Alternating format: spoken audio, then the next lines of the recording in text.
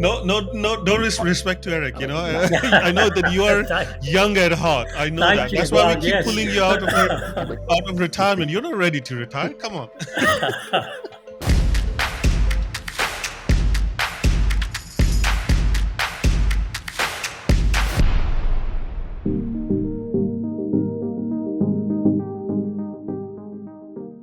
Hey, welcome to the Air Mobility Show with Ahmad Malik.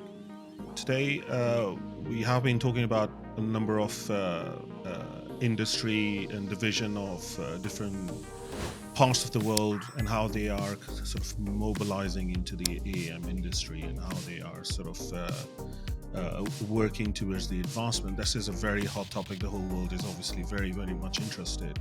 And some of the things that we haven't been able to cover recently are the Asian market and Southeast Asia market. And I thought the best way to start is to follow up on a large event that happened in India. It was a very impressive event that happened in India, the India Mobility Show. So we are lucky enough today to have one of the organizers from the event, Amit Dutt. Amit is the founder of Hunch Mobility and the CEO. And we also have with us Eric, who is the marketing force behind this event. So, welcome both to the show. Hi, Amit. Hi, Eric. Thank How you. are you doing? If you would like to sort of introduce yourself and how you started Hunch Mobility and how you ended up organizing this event, which has been, kudos, fantastic. Sure. Thank you. So, I am a partner at Hunch Ventures, which is a family fund which invests across different verticals, whether it is logistics, ports and warehousing, food and beverages, co-working, and we did add a short-haul air mobility to it a couple of years back, and it really was looking at what are the biggest pain points in India. So I'm not sure if any of you all have visited India, but with a country of 1450 million, right, put together, right, there is a mammoth issue of urban congestion, which is not just on the roads, but it is there when you go to the tourist location, to the religious pilgrimages. As an example, the event which is happening in India in the Kumbh Mela, right, one Yeah. city, right, is attracting close to 50 is 500 million people, right? That's what you have as the footfalls coming through. So, looking at that opportunity and saying that as India looks at a very aggressive economic growth, right? The problem on urban road congestion is only going to worsen. And you can't really have a two-dimensional road mobility space. You need to move up, right, to solve the problems on short-haul mobility. So, the Prime Minister, while inaugurating the Bharat Mobility Show, spoke about India having close to 360 million vehicles on the road. Last year, we added another 25 million, right? So the challenge that India has, and it prevents a great opportunity for creating an alternative transportation medium. Importantly, with the entire focus on sustainable energies, right? How you could look at a sustainable and a green energy platform to address this issue. Yeah, no, that's a very good point because I think, and like you said, I've never been to India myself, but we hear and see, and the congestion and the population growth is obviously phenomenal. And we can say infrastructure is lacking and this and that, but that's not really the key. The key is that we have a two-dimensional space where you can really expand on, and that gives you the limitation, right? And developing the infrastructure, is it the right way to do that? Because that will also require billions and billions of investment, right? So an alternative will be faster, quicker, easier. And I think India is the right place to develop these kind of technologies because you have the manpower, you have the right brilliant people, clever people there, you have a lot of good education, and that can really be the catalyst to advancement of the technology. How did idea of the event came about, Amit, and how this transpired? I know that Eric helped mobilize things, but we'll come to Eric in a minute. Great. Okay. So, traditionally, India has been hosting what you call the Indian Auto Show, similar to what happened in the Geneva Auto Show, right? But increasingly, we said that look, the mobility show can be just auto. You need to bring in, right, all the other emerging areas of mobility, right? And that was the thinking, saying that rather than calling it an auto mobility show, the theme of Bharat mobility was to encompass, right, a larger breadth of what are the mobility platforms. And you've been talking about electric cars and the huge surge happening towards electric, towards green energy.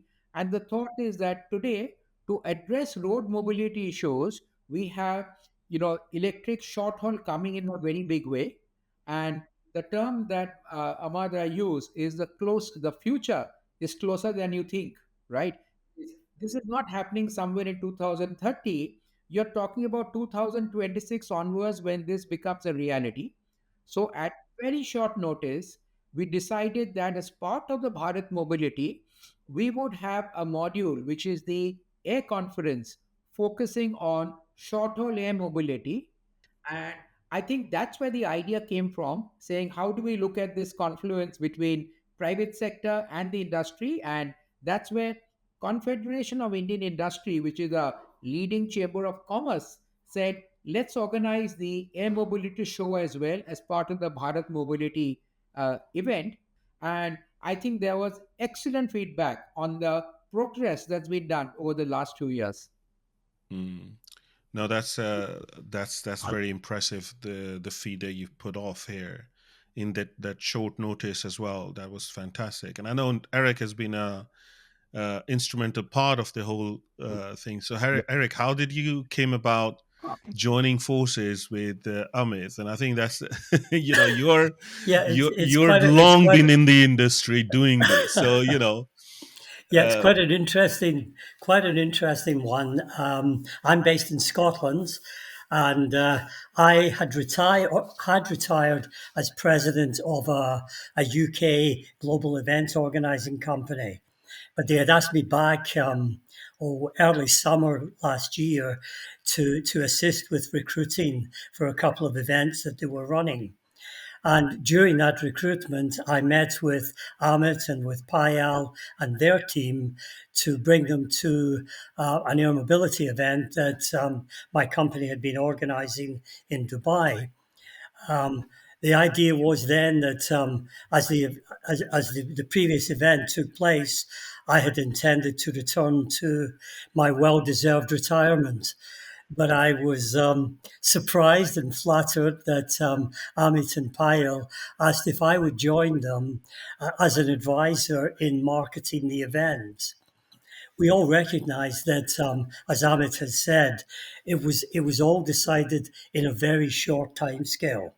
And we actually only started recruiting second or third week in October, which if the event was going to be 19th to the 22nd of January. So we had about 2.5 months to conduct the campaign. I think what came out in the campaign, we recruited a number of global people, and that was very successful. But what came out in the campaign was very much that people were unaware of the scope of India as a marketplace.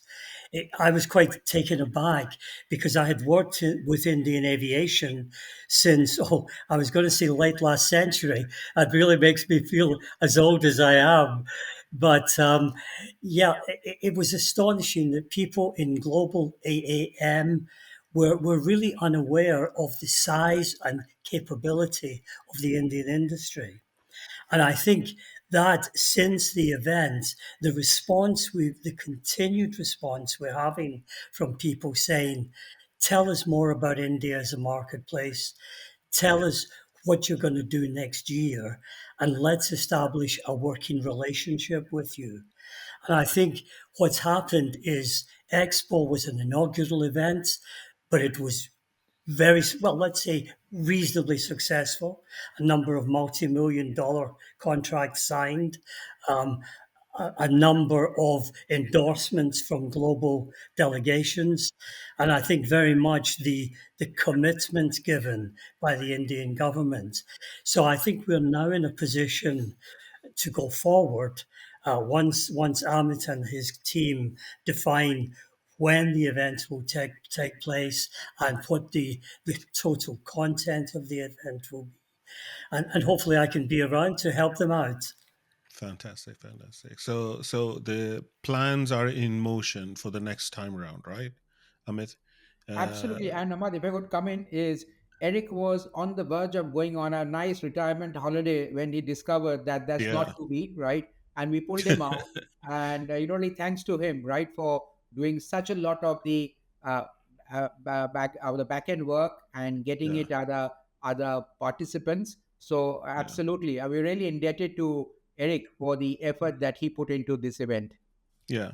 And for the next year, you have already plans in motion. I know that you haven't really announced the dates or anything else, but with the success of this time around, I hope that next time you're already planning in the planning mode. Absolutely, Ahmad. So, what this event is doing, you say it's acting at a opportunity for the various decision makers in India, right? Whether it is the DGCA, the Ministry of Civil Aviation, state governments who are looking to welcome maybe manufacturing of electric craft in their own states, a lot of technology providers to meet with the international counterparts, right? And these sort of conferences and exhibitions become a great opportunity, right?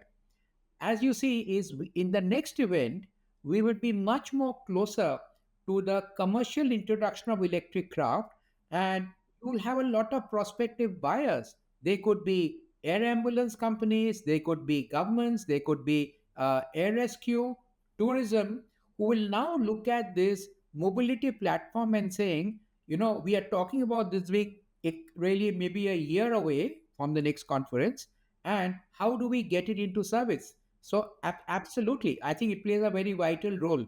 Mm. So, going back towards the government and all the agencies involved. I mean, the regulatory aspects of introducing anything aviation related, right? It's a very complex thing. There's certifications, there are rules and regulations to be added. There's a lot to work to be done, and in reality, I mean, we discussed that advanced air mobility concept and technology and the complexity of all the facets of things involved quite a lot on this channel. um, I think one of the things that people will be really interested in is to know what India and the Indian government and the private sector is working on to make this a possibility in this quick turnaround time, because it's proving to be very difficult for the US and the FAAs and the EASAs of the market. It's not easy. And I know there is a misconception that the bureaucracy in India is kind of very tough as well. So what are the steps that government and yourself, you guys, have taken to collaboratively to make this happen? So, one of the concerns when we come to more short haul air mobility will always be, as you said, safety, right? Unlike in the days when commercial airlines started, you flew over, say, low density countryside, right? So it was less of a risk. When you look at short haul mobility, you'll be flying over some of the most highly congested, right, and dense populated urban areas, right? So the regulatory authorities in India, DGCA, right, have the work cut out for them in ensuring that there is no tolerance at all for any safety omissions, right? Now, what they've done, that's the reason why I think these conferences are important. It gives a chance for them to interact with the international players, right, to find out what's being done in countries like in maybe where the FAA, YASA, or ENAC. and come around to saying how is DGCA certifying. The DGCA, which is our Directorate General of Civil Aviation, has set up a number of working groups to actually progress, right, the introduction of electric craft, like what would be the design of vertiports. So we are setting up a few sandboxes in India to look at what vertiports are going to look like, right? Similarly, on the certification of craft, they are actually encouraging players to come in saying that what's the sort of craft we need to certify. So there are these working groups which has been set up by the ministry. In India, there's a lot of interest is coming from an opportunity. As we are looking at 8% plus growth rates over the next few years, and the more tectonic shifts happening in India on urbanization, right? Today, there's only 30% of people in India in urban areas. Maybe another 2 decades, it'll be 50% plus. So it's not just a population increase, it is more and more of urbanization creating massive congestion, right, in urban areas. The standard of living is going up. People are traveling a lot, going for pilgrimages, going for tourism, right? Coming to the concept of, more green energy, right? So the prime minister has spoken about, the I would say the fulcrum as to where the policy says is all about green mobility, and especially with electric, which promises, I said, to be much less noisy, right? And cutting down on emissions is a great way forward, where we are trying to cut down our pollution levels in the country, given our population, right? And similarly, in when I come back on more the drones, again, the our PM's vision of saying that would like India to be the drone capital of the world, purely because of the use case opportunities, fits in very well as to where we could utilize this technology in this country's progress. No, I think yeah, that's very exciting to see that there is initiative from government and Prime Minister himself. So I mean that's hopefully will really help fast track. And so with that all in mind, do you have any timelines, indicative timelines when you want the first service to start? I mean, I have a friend. He's very keen to come and sit in an eVTOL and fly to one from one. And he says, no matter where. It was a question on the podcast. He said, "Tell me which country will do it first. I'm going." Mhm. So, what's the plan?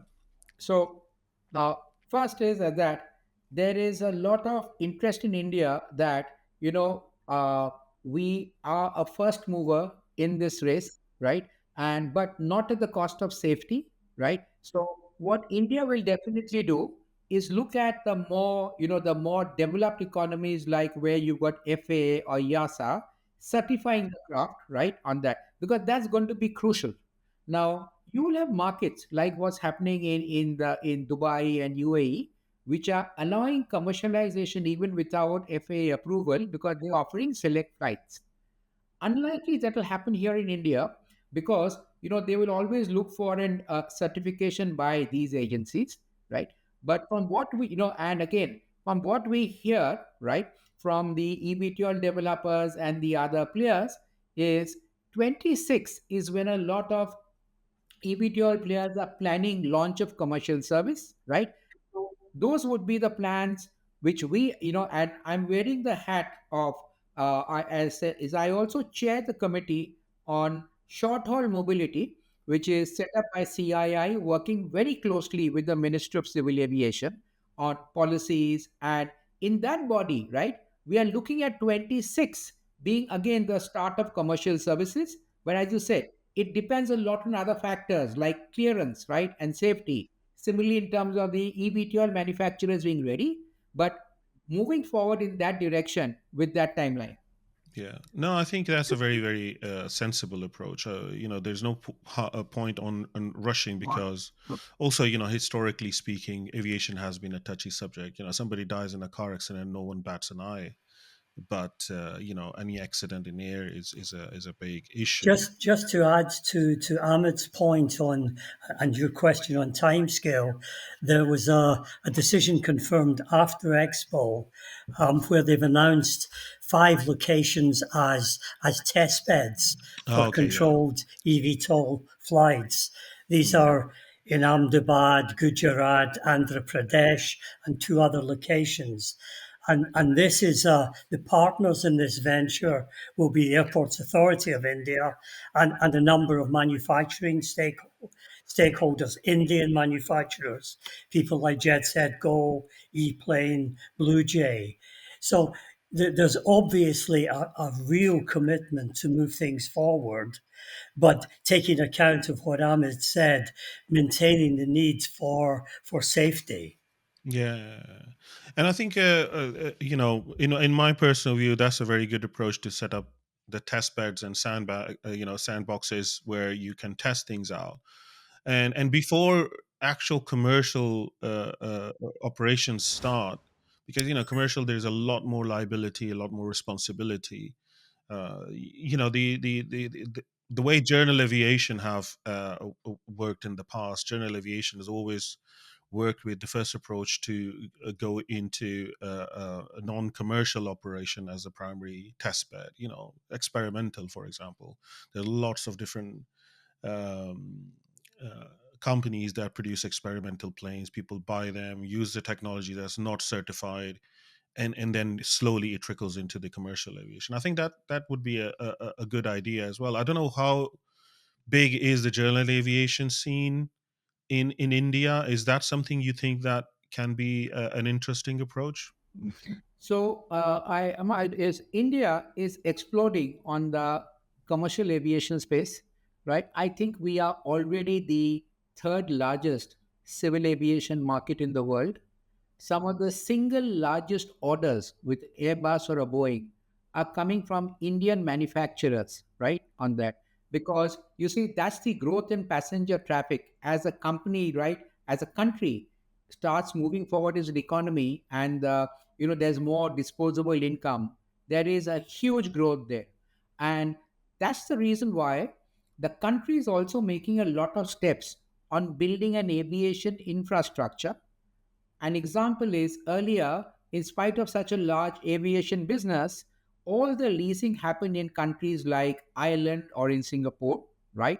And the government has now set up a similar, I would say, a similar incentive zone in Gujarat called the Gujarat Gift City to incentivize leasing of craft, right? Creating that as a special economic zone so that a lot of the value addition in this industry happens within the country.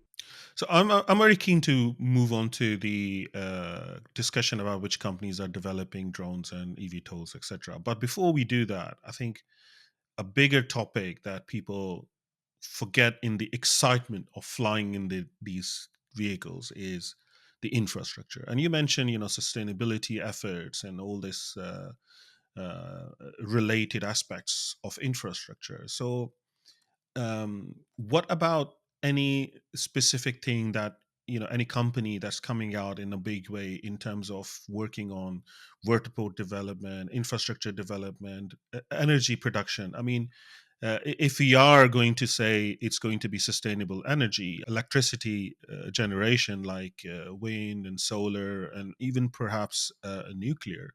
So, what's happening in the local market? Who is coming in as a big player, and did you have any representation? So let's start with the part on vertiports, right? On Mm. that, as you said, you can have as many companies as you want who are doing your electric craft, but you need a place to take off and land, right? Yeah, And absolutely, absolutely, especially, and let's charge. not and charge, right? Yeah, Absolutely, right. yeah. And this is not about being there in the countryside or an airport. You need space in the most premium urban areas, right? That's a key challenge. So, coming on the development of vertiports, so as Hunch Mobility, we've signed an MOU with Skyports, right, for setting up certain test cases of vertiports here in India. So that's on the technology part, right? And honestly, they've been taking a lead on that. I think a challenge that's going to happen here is where exactly are the vertiports going to be situated? Because finding space in urban areas where any case cost of land is so expensive is a challenge.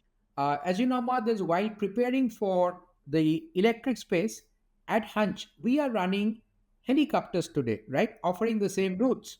And where we take our heliports is places which are most convenient to consumers. Like in Pune, we've taken a place near Koregaon. At Bangalore Airport, is just about a kilometer. It's just about 7-8 minutes from the main airport. Now, if you ask me for who are the players doing it, Skyports is the one with whom we've signed an MOU. I think there's a lot of work happening on on what you call the air traffic management system, which is again another key area. Today, with electric craft coming, what you have to do have an automated system to manage fixed wing craft, eVTOLs, and drones, right? And this, I'm not aware of who the bigger players are, but I'm sure with the government there will have to be a lot of linkages in creating a comprehensive urban air traffic management part of it, right? I am an AI researcher myself, and I come from an IT background actually. And working in aviation for a few years, I have been looking into this advanced air mobility as it started. And about a year and a half ago, I started doing some research. And I do very highly agree with you because uh, in my research, the paper that I've been writing is all about how urban air mobility cannot be managed in the same way as our traditional traffic is. Our airports and the way the airlines operate, are taking off and landing, the routes, everything. That's not the flexibility. I mean, just if you imagine helicopter operations, and you do that quite a lot. Just imagine, you have hundreds of helicopters flying around. Can you survive in the existing air traffic management environment? Especially if you are saying that we want, autonomy to come into that. And our traditional air traffic managers cannot pick up a radio and say, "Hey, autonomous vehicle, can you dip down 500 feet?" AI is not going to understand the radio call. I think that's a very, very important topic, and a lot of my research, I've written huge amount of paper and research around that Could I just have a is point around on that. I that? completely agree that it have to be all together, right? You have to manage, because everything is now, if you look at everything, everything is focused on UTM or ATM. You can't separate unmanned traffic from manned traffic. It's like separating motorcycles and cars on the road, or trucks and vans on the road. There's going to be separate roads for them? No, of course not, right? Yeah, I think that's a very good point, and I think on AAM we all recognise there's so many shows per annum, probably Yeah, too many shows per annum, but not enough people looking at, at aligning the sector with the policymakers. As you say, you can manufacture the best vehicles if you can't get the decision makers on regulation, you can't fly them. And, yeah, and I think the recent event just last week, the ICAO event in Abu Dhabi, has yeah, very much recognised that there's a need to bring the yeah. policymakers to the table. Yeah, yeah, yeah. And the focus have to be on implementation of AAM, not just development of AAM. I think that's the key takeaway from that event as well. And also, we are seeing all these incidents happening around the world, like that helicopter, an aircraft unfortunate event that happened in DC.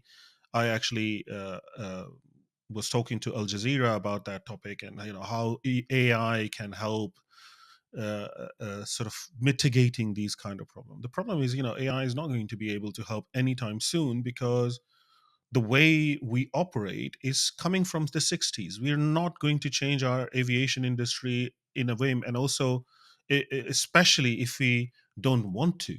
You know, and that's an unfortunate situation with aviation, is everyone is kind of stuck in their way, in the old way of working, and that's why there's a lot of pushback. But we have to think about thinking outside of the box. Look at the latest research. Look at the people who are going to disrupt this. I mean, this is a disruption in aviation right now. What's happening in the advanced air mobility, and in my view, advanced air mobility is not just about the eVTOLs and the drones. Advanced air mobility is about the entire aviation industry.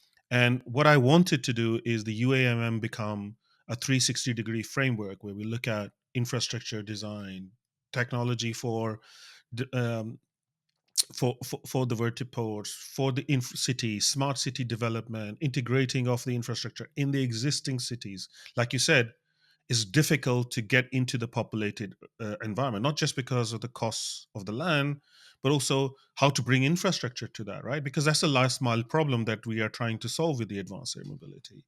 So I think that's really the key, and I'm really happy to hear that you mentioned that everything have to come together. It's fantastic, and I think that alone can put India ahead of everyone else. So can I That also approach. come back on that? You see, you talked about aviation. If you look at some of the disruptions, right, which are changing everyday life, right, they necessarily don't look at come from the same, let's say, the same template that the existing industry is. Let's take a big disruption in India, the fintech disruption, right, where you can go to a roadside seller and you're using digital payment. Now, if you thought of this industry as being where you exchange cash notes, or even on credit cards, there has to be a machine where you swipe, right? You move to a very different paradigm. I come back on aviation is this is really not about airports, right? So what you're really doing is finding a pain point for road traffic, right? So do you compare with civilian aircraft or do you compare with road traffic? And my guess is I would look at saying, okay, how many cars pass through this road and what's the traffic density? So the entire paradigm change takes place, right? And we need to think of it very, very differently, right? Now, if you said, what's the opportunity and how many airports do I have?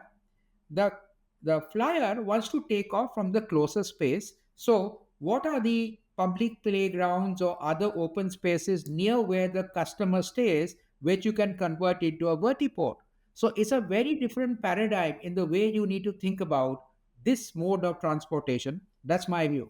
Yeah, no, that's absolutely the point, right? Because it's a paradigm shift. And if you don't take it as a paradigm shift, if you take it as an extension of existing aviation, we are setting ourselves to for a failure, right? And it's absolutely critical, and that's exactly what I'm trying to promote as well. This is why I started the channel. Actually, I started the channel after all my research about a year and a half. I realized none of this is going to work. Even if I build an AI system and it's fantastic, but I'll be working with the Eurocontrol for a while. I know how aviation works. I'm a pilot, I'm an aeronautical engineer as well, so I do understand the technology and I do understand how aviation needs to work, but in our existing setup it's just going to fail. So the paradigm shift need to be taken seriously, and it's very, very refreshing to hear that you're doing that. So in a place like India, and I'm saying only from Indian perspective, I Yeah. may not need 100, I may need 1,000 vertiports, right? On that. Hmm. And that's why I talk about this being a more paradigm shift, right? Rather Yes, than yes. looking at helicopters.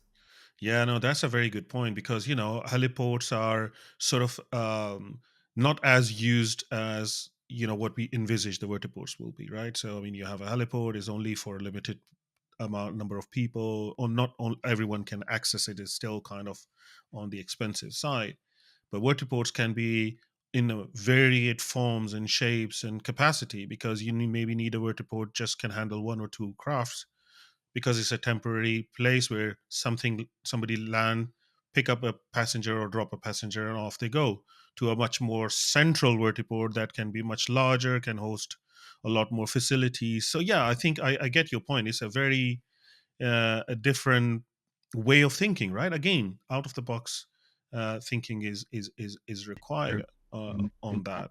So And India's got 200, the US has got, I guess, 15,000 helicopters, right? India has 250 helicopters, of which 80% are used for oil and gas. And that's why I say there is a paradigm shift. Now, today for electric craft, how many should we have? I guess we'll have a couple of thousand, right? So you can't look at the infrastructure for those 250 helicopters and work out what your infrastructure is going to. now I want to just step back into the major players in India who are developing the technology. And I don't want to talk about the big names, right? We've talked about Archers and Jobies and these guys a lot. I think they've had enough airtime on my channel. Let's let's talk about the ones which originate from India, and I see a lot of eplane popping up and other ones. So, uh, tell me, in your view, which ones are sort of interesting players, what they are developing, coming out of India, what type of technologies you are looking into. I mean, I know that eVTOLs is a very passenger is an exciting one, but I think the commercial deliveries and that kind of drones are also going to be really interesting. And emergency services can also have not just air ambulances, but also blood deliveries and organ transportations and all that sort of stuff. So who's in your view an impressive ones? You want to mention a few Yeah. names and what they're doing? Let me first, there's a lot of activity in the drone sector, right? Which is really more for cargo. The government has recently announced also a PLI scheme where I think they cover 10% subsidy, right? So there is a lot of small scale players who are getting into manufacture of drones. And my view is that some of them will gravitate to more passenger drones, right? As and when the opportunity comes, but they are not large, right? They are really all, I would say, more medium scale players who are really addressing the commercial drone market, right? If I look at the passenger, if I look at the eVTOL market, right? Obviously, you've got eplane from IIT Chennai, right? Which in terms of is developing their version. There is another company called BlueJay in Hyderabad, which demonstrated, right, their craft at the Air Conference show, and we've signed an MOU with them, which has also made excellent progress, right, on that. So honestly, among the larger players, right, these are the ones, right, who are have been in the limelight, right, on that. And there are not like you. There was an announcement of Sarla again, with whom we signed an MOU, but they've just recently got into the market, right? So my sense is that honestly, there are not too many large names, right? But I think what you will find is a lot of other Indian ventures in the place of battery charging, battery panels, who are going to be very strong tier two component suppliers, right, to the entire industry. Yeah, no, that's a very important part of the growth, right? Because all these aircraft manufacturers would be nothing if they don't have the suppliers like Garmin and like Honeywell and so on and so forth. And I think India, being the market that it is and the growth factor that it have the potential, the local manufacturers, component suppliers should start coming out. And I know that Indian government have been heavily promoting internal local manufacturing with the local resources. So is that similar approach that will be to promote companies to come out and start manufacturing components, off the shelf parts? And that's also an opportunity, right, to standardize the industry for eVTOLs and manufacturing of these drones, because we don't have off the shelf parts that can be used into these technologies. We should, and then it will be easier to certify, right? Because you're using off the shelf part that has been certified by the authorities for some other use case. Yep, just on the drones. Yeah, the Indian government have introduced an incentive scheme, and I think Amit would confirm there's currently 200 drone startups in India, and they developed 22,000 drones last year.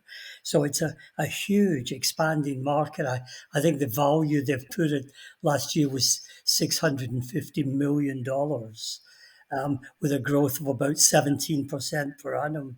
So the growth, the drone sector, and I think again the applications in the drone sector, just adding to what Amit was saying, in India are quite specific. There's a huge sector in farming and applications for drones in farming that probably doesn't almost doesn't exist in other countries. Things like healthcare, support as to disaster relief, and heavy cargo deliveries to regions that are fairly inaccessible. And drones provide something quite unique for that application. And I think that's again what differentiates India from a lot of other markets. Absolutely. But I think the point that you are making is that the government has a very, very strong make in India policy, and anywhere where they can get, areas like, I think battery panels, battery charging, which actually could converge not just for air mobility, but even for ground mobility, as an example, right? If we are going to be one of the largest consumers of eVTOLs, it makes sense to keep as much of the value chain here in India, right? And what Yeah. can we do to promote it? Yeah, no, that makes sense, because this is the thing I was thinking, that you can't be India developing their own technology and buying parts from the US and Europe and Canada, because that would be just too expensive. I mean, you have a potential, the propensity to produce locally much cheaper, much better quality is absolutely there. I've actually seen the assembly plant for eVTOLs, surprisingly, and it's a lot, very, very labor intensive work, right?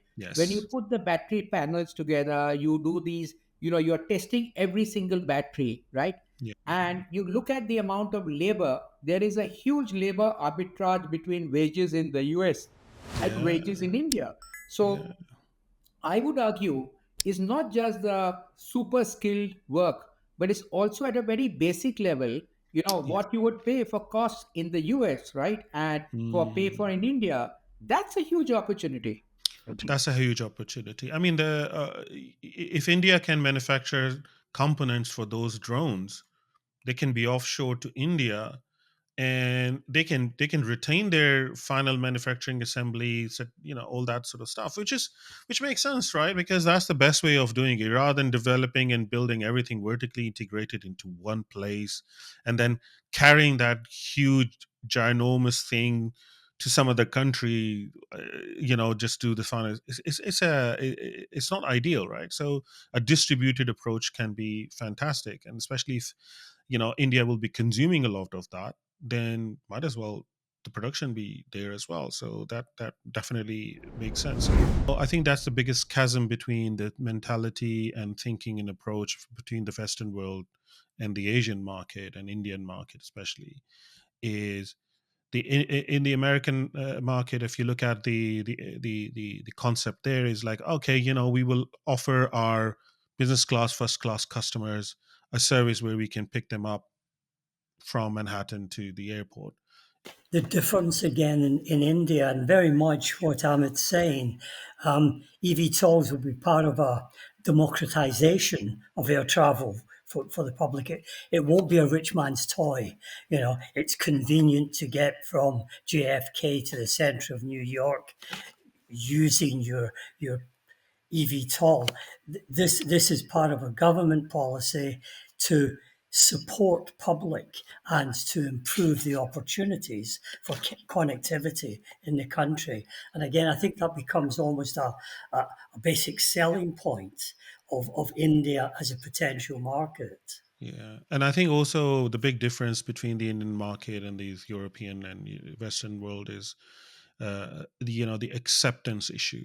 So every time we talk about eVTOLs and flying and autonomy and so on, they're very risk averse. They don't want to accept anything, and I know, for a fact, because coming from the similar heritage background, I know that India and the people from that those parts of the world will be very excited to actually get into the craft, rather than the Europeans who will be like, "Oh my God, this is no, I don't trust it, and I'm scared, and I don't want to fly."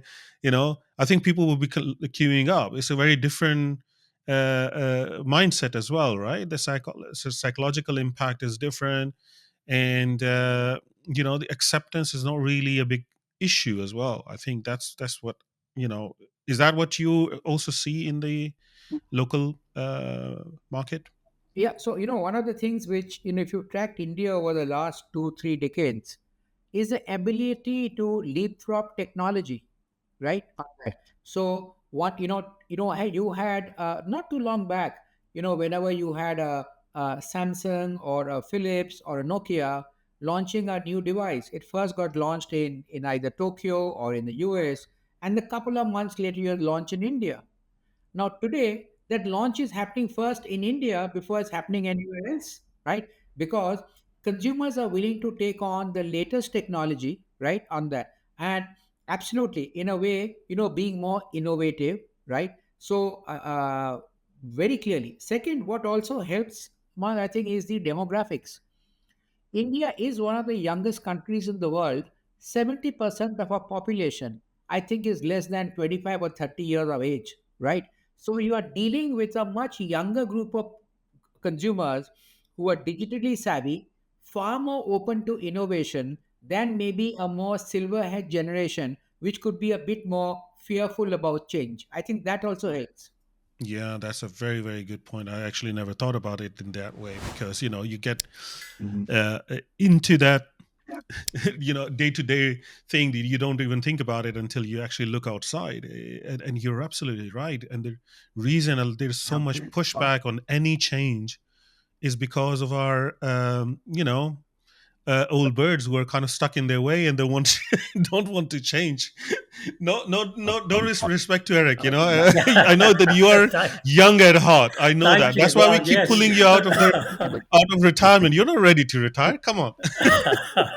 Yeah, and I think if you travel to India a few times, and if you try to go from the centre of New Delhi to Gurgaon, the city, the IT city built out beyond Delhi Airport, and someone says, well, if you do that in rush hour, it's 2 to 3 hours by cab, or it's 10 minutes in our new eVTOL. I think even at my age, I would rather go by eVTOL than the 3 hour taxi journey. Yeah. You spend too much time in India, Eric. That's the problem. If you if you would have stayed in Scotland, you would be like, "There's no way I'm getting into this thing." Yeah, yes, but we don't suffer from any of these problems in Scotland. We don't have any traffic, Yeah, that's true. That's true. That's but we true. do have a very big development of the drone community, and I'm hoping, Yeah, I know. I know. I yeah, mean, through Royal Mail has been running through a the service in the Western Scottish Isles, Islands. Yeah, and we yeah, yeah, tried yeah. this year to get them encouraged to come to India, but we're going to have another go with them because what they've done is really quite interesting and has a lot of common ground with India. So we can all learn from each other. Yeah. Yeah. Yeah, no, absolutely, absolutely. I think it was a fantastic conversation, very different point of view, which we don't really get on our podcast because we have been, focusing on the European market where we are based. So, really appreciate you coming on, Amit, and giving us the point of view, and it kind of give us, food for thought as well. That everyone is thinking in a very one-sided mindset, especially if you look at the Western world and in Europe and in the USA, and it's all about people will not accept it and this and that, but how being a different type of country, population, region, the mindset, the whole thing changes the possibilities. So this is very fascinating conversation, and thank you, Eric, to introducing us, and having this conversation. Really appreciate you having on board, and thank you everyone for signing in and watching the episode, and we'll see you next time. Thank you. Bye bye.